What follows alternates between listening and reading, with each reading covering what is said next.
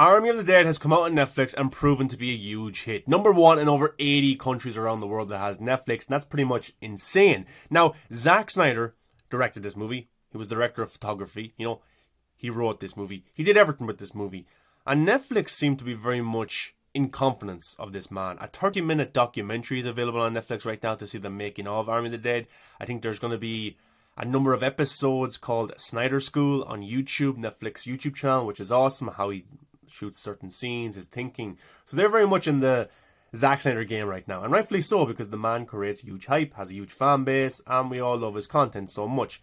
But I don't think anybody was thinking that Army of the Dead would be one of Zack Snyder's most thought-provoking movies. I enjoyed the movie. I loved it. I thought it was an awesome action flick. I love zombies. Zack Snyder's my favourite director. So to see those two collide again for the first time since 2004 was just amazing to me. But there's so many theories. I'm going to break down a lot of these theories today.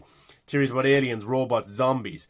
In the opening sequence of the film, we get to see these two dots, and one of them, actually the two of them fly off, but one of them goes off really fast. So obviously aliens exist in this world, or what else could it be? I don't think any other aircraft can do this, and it's pretty funny because isn't the US government releasing documents about UFOs in the sky?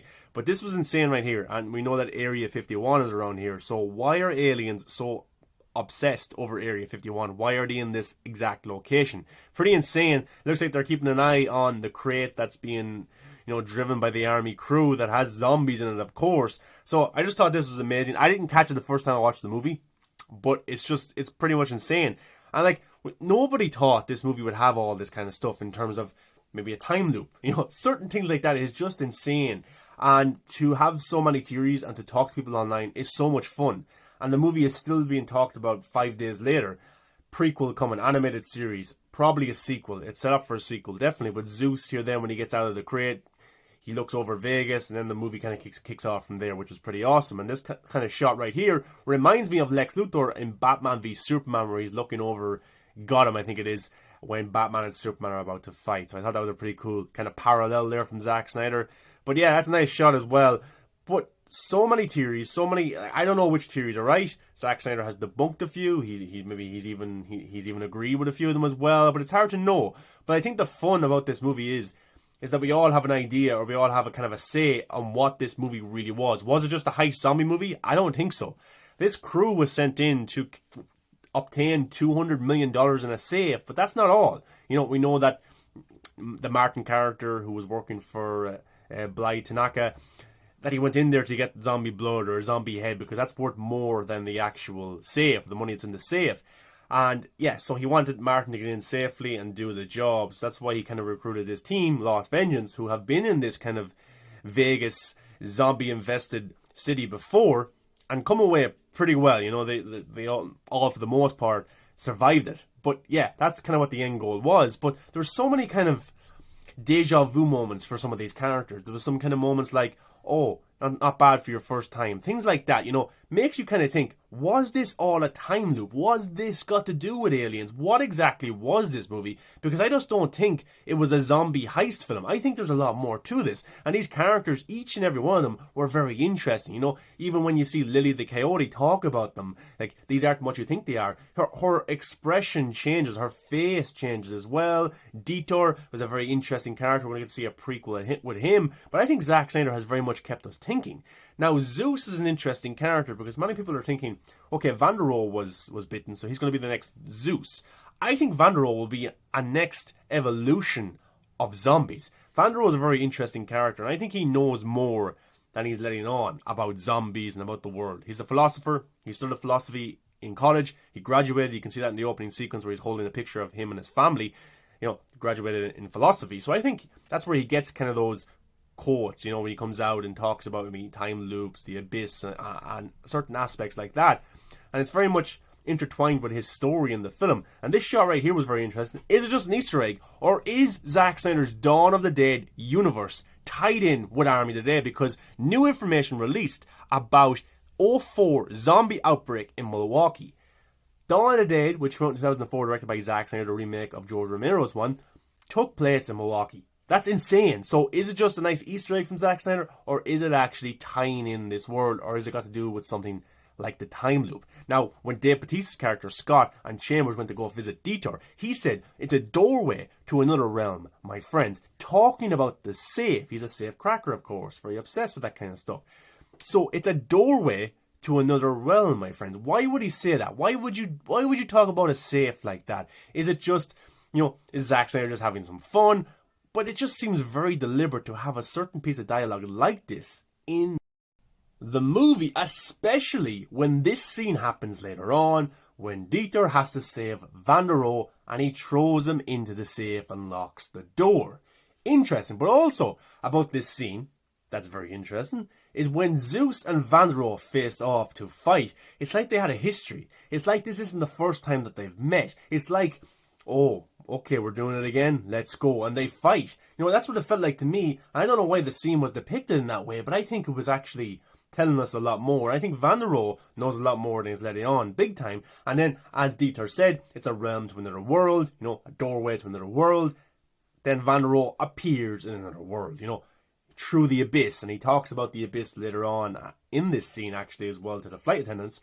But is this another world? Is this actually a new world that Van der Rohe is in? It's interesting, and I think that Van der Rohe will be an evolution of the zombies, in a way, because he knows more than he's letting on. Big time. We'll have to wait and see how it proceeds, but it's just very interesting to think about. And I think the way that Zack depicted these in the movie wasn't just coincidence or happenstance. I think there's actually a reason for this, and Van der Rohe and Dieter had a very interesting connection in this movie. Now, is Dieter dead? I don't think so. They never showed him getting bitten, so maybe he's still alive. Also, they never showed Zeus biting Van der Rohe. Now, in loads of movies, we don't get to see stuff happen, and it happens off screen, but did it happen in a different world? It's all interesting to think about. Also, in the casino as well, we get to see a robotic zombie.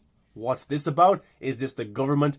I think Zack talked about maybe the government putting zombies in there to spy on the zombies, or maybe aliens created zombies, robotic zombies to spy on the real zombies. I don't know, but this was very interesting as well, because it's not just a zombie heist film. If robots are involved, if aliens are involved, if time loops are involved, it's not just a zombie heist movie. And then when Zeus brings his queen back to kind of the where all the zombies, the alphas, stay together, this guy right here on the left, his eyes were blue.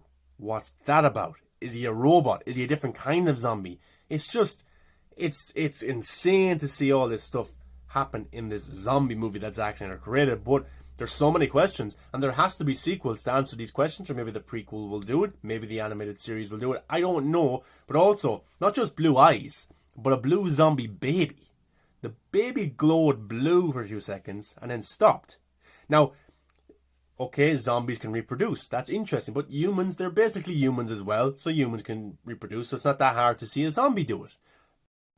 But when two zombies come together to make a zombie baby, does this make this zombie more intelligent, faster, stronger? What exactly happens? Because if Zeus, who is this zombie, who was probably experimented on and maybe given this dose to be a zombie by aliens, or maybe by the government, I'm not too sure, can he create a stronger, faster zombie, or a more involved zombie? So that's not going to be interesting to see going forward.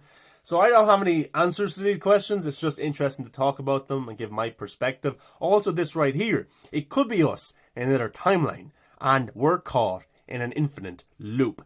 That's when Van der Rohe talks about this to Dieter. So that makes people think, is there actually a loop happening, a time loop? Because those skeletons right there are wearing similar clothing, jewelry to Dave Bautista's character, Scott, to Chambers, to Tig Notara's character, Peter's. It's just very, very insane, I would say, because now, did Zack Snyder just put this in for a metaphor? Is Van der Rohe just saying this for a metaphor because he studied philosophy? He's a deep thinker. He's very much like a Rustin Cole from True Detective. Nihilism is his way to go forward in life. Is that just the way he acts? I don't know. I don't really know. But Sam Parker on Twitter, you might know him, had an interesting theory, a number of pictures put together. I shot her 3 times. Actually, it was 4, and then you have the key there with kind of 4 holes in it. Maybe that's something. Are you ready, boys? A 1, 2, 3, 4. The number 4 seems to pop up a lot. I don't know if it means anything, but it's just another bit of a theory from somebody. Also, this right here, not bad for your first time. He had a perfect shot for his first time. Even I was surprised watching it in my first time. It's like, oh wow, he hit it. That's his first time holding the gun. That's a bit unrealistic. Is it though? If a time loop happened. The safe in the montage is different to the real mission. Now this one right here, the montage was more of Dieter's perspective and his kind of dream of it, so maybe that's what happened there. Did she touch her previous self? Did that break the chain? Remember this scene here where Scott's daughter, Ella Purnell's character, moves the skeleton. Is she touching herself? That's an interesting theory to have as well. He never actually got bit by Zeus. Was the epilogue a different timeline? So this is what I'm talking about, the time loop. Pushed in there. Never got to see the bite happen. Comes into the abyss. Maybe. Who knows, only Zack Snyder at this stage. He also knew about the alphas before the Coyote even mentioned them. And that's what I'm talking about. I think Van der Rohe knows a lot more. And I think he will be more of an involved zombie. I really do. So it's going to be interesting to see how it happens going forward. But I don't think Van der Rohe is going to kill himself. I don't think he's going to put a bullet in his brain to stop himself from spreading the virus. I think that he probably sees this as an evolution of humanity in a way. And maybe he won't be a Zeus-like leader. Maybe he'll be a different type of leader. Now remember, Zeus was experimented on. He was in Area 51. Who knows what happened to Zeus when he was there? And that's what made Zeus such an animal. That's what made Zeus take over Las Vegas and run this kind of zombie cult per se, because of his life experiences. Now we're all different because of our life experiences. Good things happen to us, bad things happen to us that shape the person that we are today. Van der Rohe, I don't think would act the exact same way as Zeus. I think he would have Zeus's powers and maybe stuff like that, but I don't think he would go around just killing innocent people. Shamblers would, of course, but I don't think that Van der Rohe would. Now I think Van der Rohe is an interesting, very complex, deep-thinking character. So I think him going forward will not be to cause destruction for humanity, but to actually save humanity going forward. Maybe even discover where this zombie virus came from. Maybe find out about the aliens. Maybe find out about the robots. Maybe find out about the time loop. Because I don't think he's just going to be a ravaging zombie killing all in his path. So we know that he's on his way to Mexico. Now, maybe he can't control this virus. Maybe he can't. Maybe he's just going to be a bad zombie. He bites someone, they bite another one, and then we have alphas, we have shamblers, and then it's the same situation again. We have Las Vegas, only in Mexico, and a new crew is assembled to take them down. Maybe. Who knows? But I just don't see it going that way. I really don't. I think there's so much to uncover with this universe right now. The prequel is coming, the Dieter prequel. Now, I don't know if that's going to have any tie-ins to zombies. He's a safe cracker. Maybe the time loop comes into that. Who knows? Maybe the time loop is just a fan theory gone wrong. But also, the animated prequel is, or is it a sequel? Joe Manganiello is going to be in it as well. That could be interesting. That could answer a lot of questions. But guys, thanks for watching. What's your theories for Army of the Dead? Did you like the movie? Do you think these fan theories are just, fans getting a bit ahead of themselves? Or do you think there's actually something here with these theories? Let me know below. Give a like, comment, subscribe. Thanks for watching, guys.